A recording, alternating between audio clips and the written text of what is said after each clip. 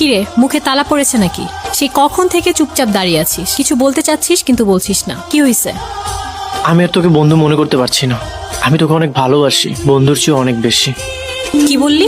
তোর এত বড় সাহস? হঠাৎ করে আমার প্রেমে পড়ে গেলি, সে কথা আবার আমাকে বলছিস? এই তুই জানিস এর পরিণাম কতটা ভয়ঙ্কর হতে পারে? আমিও তোকে ভালোবাসি আবির। আমাকে ভালোবাসার শাস্তি এখন থেকে তোকে ভোগ করতে হবে। আমি যখন তখন ফুচকা খেতে যাবো, সেটা রাত 2টা হোক 4টা হোক, যখন তখন আমাকে খাওয়াতে হবে। যখন আইসক্রিম খেতে যাবো, সঙ্গে সঙ্গে আমার সামনে হাজির করতে হবে। তা না হলে এর শাস্তি তোকে ভোগ করতে হবে। ঠিক আছে, আগামীকাল তোকে আমার বাবার সাথে পরিচয় করে দিব। সত্যি? আচ্ছা, ওদিকটাতে চল।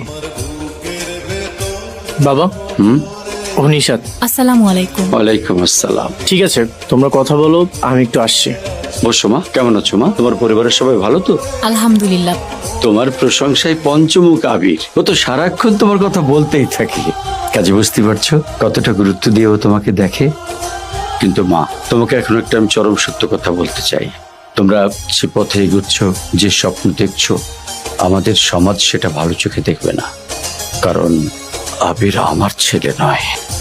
আজ থেকে 22 বছর আগে আমি একটা মিটিং সেরে যখন গাড়ির কাছে আসছিলাম, তখন একটা ফুটফুটে ছোট্ট ছেলে দৌড়ে আসলো আমার কাছে। কি নাম তোমার? এই কার বাচ্চা?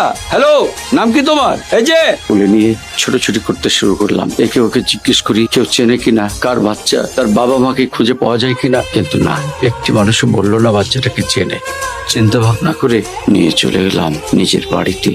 তখনও ঠিক মতো কথা বলতে পারতো না, আধো আধো কথা বলতো, নিজের নামটা পর্যন্ত জানতো না।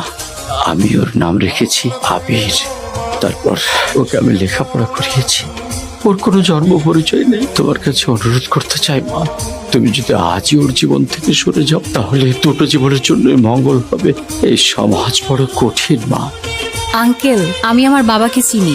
আমার বাবা খুব ভালো মানুষ। আমার বাবা সব মেনে নেবে, আবিরকেও মেনে নেবে। কারণ আবির শুধু একজন ভালো মানুষ না, সে একজন অসাধারণ মানুষ। পৃথিবীর কোনো বাবা মাই চান না তার সন্তান কষ্টে থাকুক। মারিয়া, আমি আসলে বুঝে পাচ্ছি না কি করা উচিত আসলে। দেখ নিশাত, এত ঘুরিয়ে পেঁচিয়ে লাভ নেই। সবকিছুই তো এখন পরিষ্কার। আমার মনে হয় তুই আবিরকে নিয়ে সরাসরি তোর বাবার সাথে দেখা কর। বাবা যদি রিয়্যাক্ট করে, যদি কষ্ট পায়? কিন্তু বাবারা কখনো খারাপটা চান না। ঠিক বলেছিস, আমি আর দেরি করব না, তাড়াতাড়ি দেখা করাবো। একদিন তো বাবার সামনে দাঁড়াতেই হবে।